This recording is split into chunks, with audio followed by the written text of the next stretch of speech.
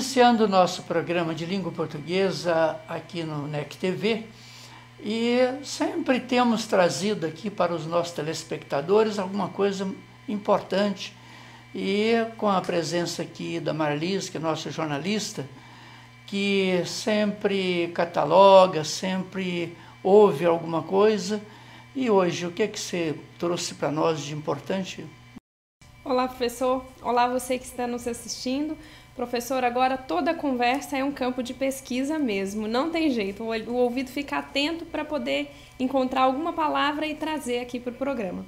A palavra de hoje, ela é muito comum quando as pessoas estão lidando com obras, principalmente. Elas querem colocar um vasculante, basculante ou um vasculhante. 3 variantes aí para a mesma palavra. E agora, professor? De verdade, Marisa, é muito comum essa substituição assim da troca do B pelo V, do V pelo B, né, nas palavras da língua portuguesa. Isso é muito comum. Mas, de verdade, ele certamente está querendo um basculante, né? Não é vas, é basculante. Com B. Com B, né? B de bom. Isso porque vem de báscula. Isso para facilitar as pessoas a entenderem, né? Mas é muito comum, porque curiosamente as palavras que têm a letra V, principalmente o V inicial, ela é mais gostosa de pronunciar, porque essa palavra, ou melhor, esse fonema, ele é um fonema sonoro. Parece que desliza, né? Inclusive há um poema muito interessante, né? Quando-se vozes veladas, veludosas vozes, né? O V é agradável de pronunciar. O B já não é agradável. Então é mais comum isso mesmo na linguagem oral. Mas corrigindo aí, é basculante. Tá? E não tem LH também não, né, professor? Não tem não. Viu? Às vezes a pessoa fala, né, vasculhando, né? Tem uns que falam assim também, mas não há, de verdade, a palavra certa. Pode avisar lá para o seu pessoal que é basculante. Então, quando for procurar na loja aí, você que está nos assistindo, ou então encontrar alguém falando do jeito errado, você tem todo o direito e já está agora sabendo, basculante. Isso. Né? Professor, e nós temos também agora uma placa que é uma pérola. Ela é bem interessante, foi enviada pela nossa telespectadora Maria do Carmo, que é daqui de Caratinga. Muito obrigada, Maria do Carmo, pela sua contribuição. Pode continuar observando e enviando mais. Vamos à nossa placa? Vamos lá. Que bom, né, Maria do Carmo aí participando do nosso programa, viu? E de verdade tá muito interessante mesmo essa placa, né? Tá assim, né? Na compra de um colchão, a gente a princípio até pensa assim, nem é num frango, é num galo, né? Aquela coxa grande, de um colchão, ganhe um travesseiro de brinde. Pois olha, vamos corrigir aí. Quando você fala assim, na compra de um colchão, nós estamos entendendo que já tem um travesseiro aí no circuito, significa um colchão mesmo, né?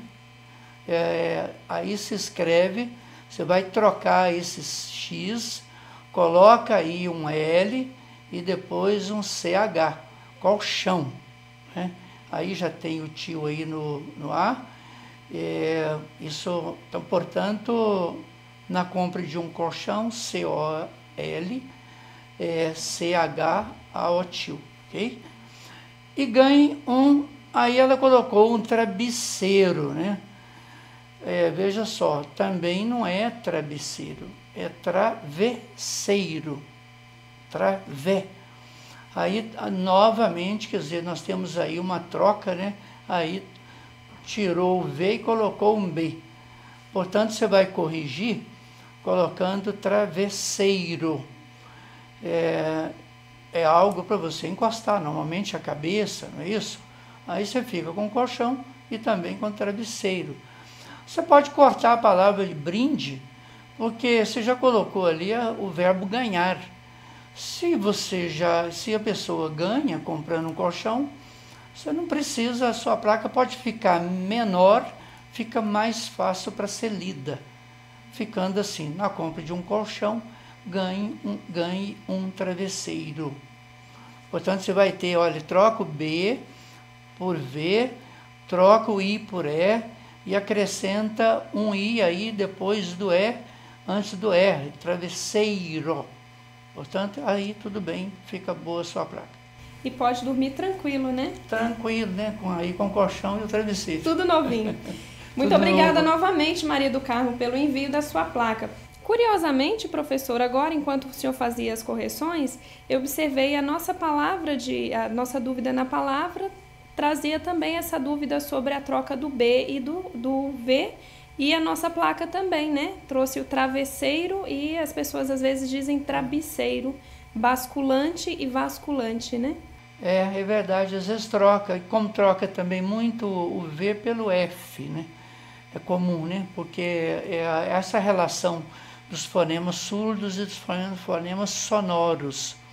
Então isso é muito comum mesmo, essa troca. E você que está nos assistindo, pode encaminhar também a sua dúvida ou a sua placa para o endereço que está aparecendo aqui na tela. Vai ser muito bom poder comentar aqui. Que bom, né? Então, nós te aguardamos aí na próxima. E a você que está nos assistindo, daqui a pouquinho nós estaremos recebendo aqui a professora Cláudia, né, também com um assunto muito interessante. Eu aguardo você daqui a pouquinho.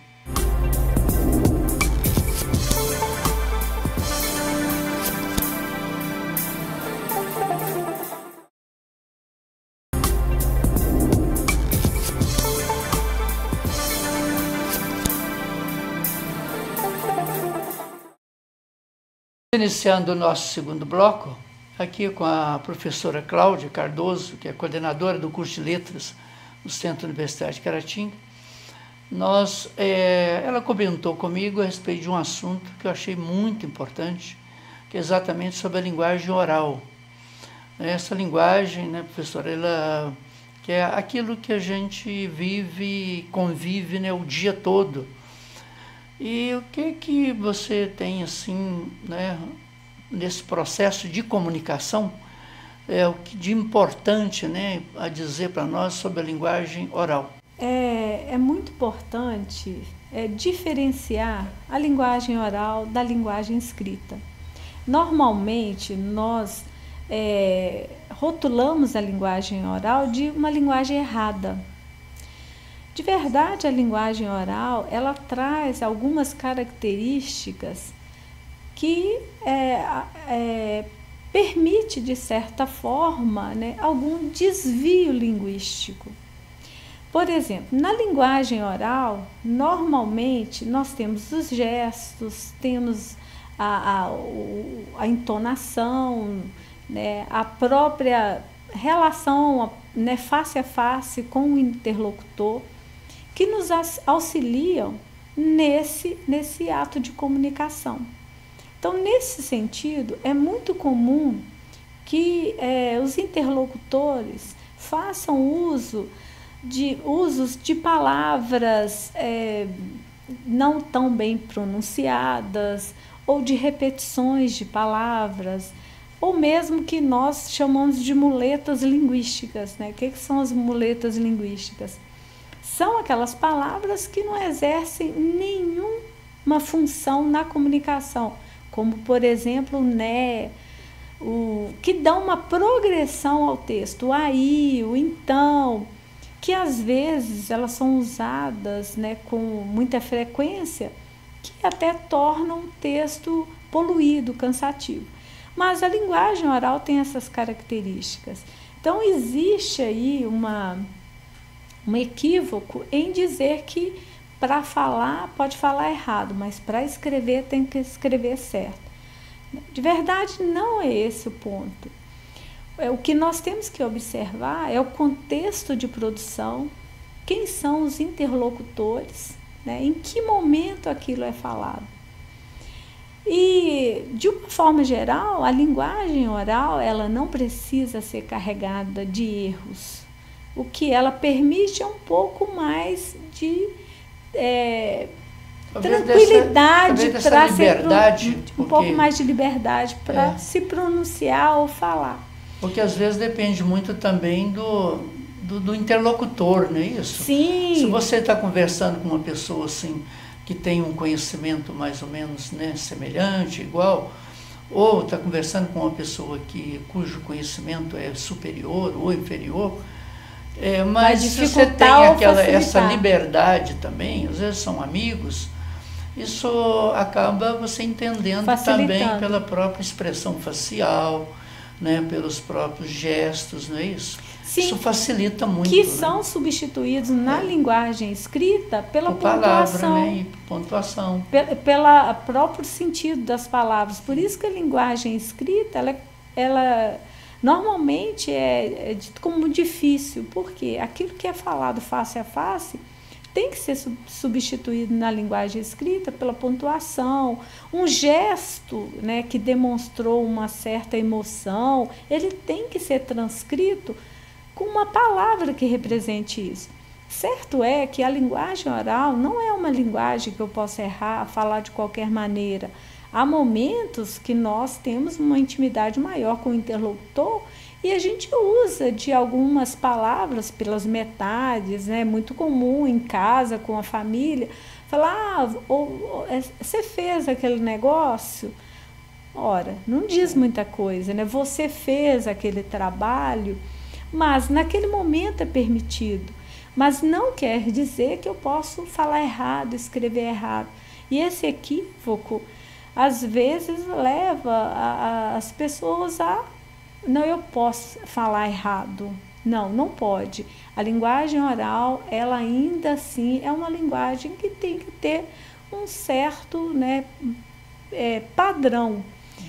E, claro, aqueles momentos em que a gente, né, descuida que é normal, mas que é permitido, dependendo, claro, desse contexto, né? Sim. Quando você falou aí nas muletas, né, linguísticas, elas são muito interessantes, porque a pessoa, né, usa muito o como uma tomada de fôlego, o né, o então, e às vezes até, eu há poucos dias estava, né, ouvindo uma pessoa que ela sempre conversando com a outra, mas chamava a outra de boba, né? Tão boba, né? Mas não estava chamando a pessoa de boba. É uma forma de manter a interlocução. Manter o diálogo, né? Mas é isso mesmo, né? E o que é importante é comunicar, mas quando a pessoa não tem esse poder de tanto comunicar, né, de forma oral ou escrita, normalmente ela se enrola na oralidade, ela não consegue desenvolver o texto. Claro, ela também não vai ser possível que ela escreva um texto com coerência, com coesão. É importante analisar esses dois contextos. E, ao final, o que é importante observar nisso aí? Quem são os meus interlocutores, né? Com quem eu estou falando? E no momento que eu estou falando, eu tenho que usar uma linguagem mais formal ou eu posso usar uma linguagem mais informal? Que tanto na linguagem oral e escrita será a mesma coisa. É por isso que quando você tem um diálogo com uma pessoa mais ou menos do mesmo nível cultural, é muito tranquilo, quer dizer, esse diálogo ele rende, né, ele vai longe. Porque as pessoas não têm assim, essa barreira, porque o escrito traz para a gente uma barreira, né? Sim. Você vai logo pensar, não, mas isso vai ser lido por muita gente. As palavras têm que ser escolhidas.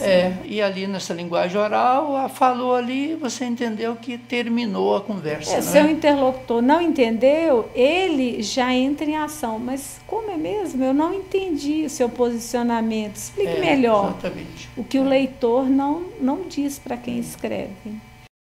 Pois é, pessoal, nós agradecemos aí mais essa vez, né, pela presença, e muito importante discutir esse assunto, porque é um assunto assim do dia a dia, né, das pessoas, falando, conversando e escrevendo. E escrevendo pouco, né? Às vezes a gente fala muito, mas escreve pouco. Desenvolve pouco. Exatamente. Então nós agradecemos e até aguardamos aí para o nosso próximo programa. Se Deus quiser, professor. E a você que tem nos assistido, nós queremos agradecê-lo e contar com a sua presença, sua companhia. E até o próximo programa, se Deus quiser.